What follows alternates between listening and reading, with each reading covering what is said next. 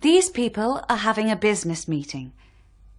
If they want to talk about the meeting later or write about it, they'll use reporting verbs such as said, told, asked, informed, announced, suggested, replied, agreed, and thanked.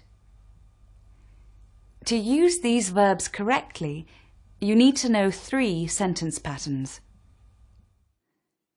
The first sentence pattern is for reporting verbs, followed by a that clause. For example, the manager announced that the company had made a big profit. She said that we were doing very well. She told us that we'd all get a salary rise. After said and told and some other verbs, we can say the clause without the word that, but we still call it a that clause. Notice the difference between said and told. Said never has an object before a that clause. Told must have an object. Here the object is us. The verbs say, add, admit, announce, complain, reply, and state have no object before a that clause.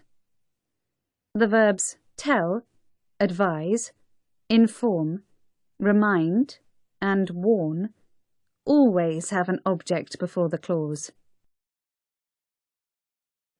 The second sentence pattern is for reporting verbs, followed by a to infinitive.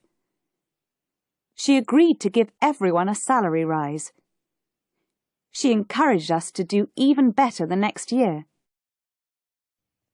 The verbs agree, offer, promise, and refuse have no object before the to infinitive. The verbs advise, ask, encourage, invite, order, remind, tell, and warn always have an object before the infinitive.